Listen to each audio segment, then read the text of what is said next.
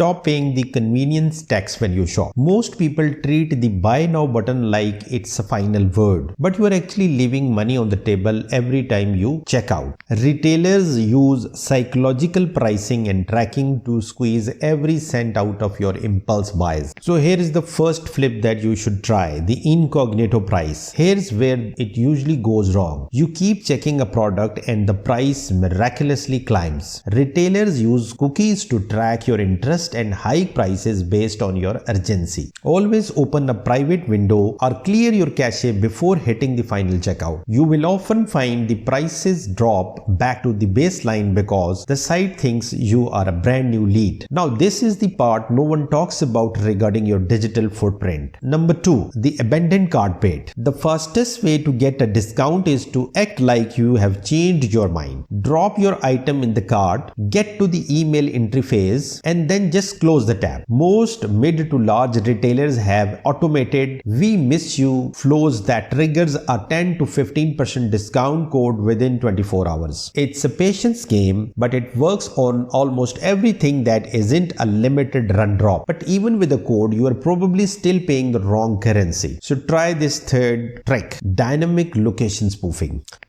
Prices aren't static. They are often based on your zip code's perceived wealth. If you're booking travel or buying software, use a VPN to set your location to a lower income region or the company's home country. I have seen flights price fluctuate by $200 just by switching the server from New York to New Delhi. It's the easiest way to bypass the original price in 30 seconds. Stop being the easy target for an algorithm. Start using these 3 shifts today and let me know in the comments which one saved you the most.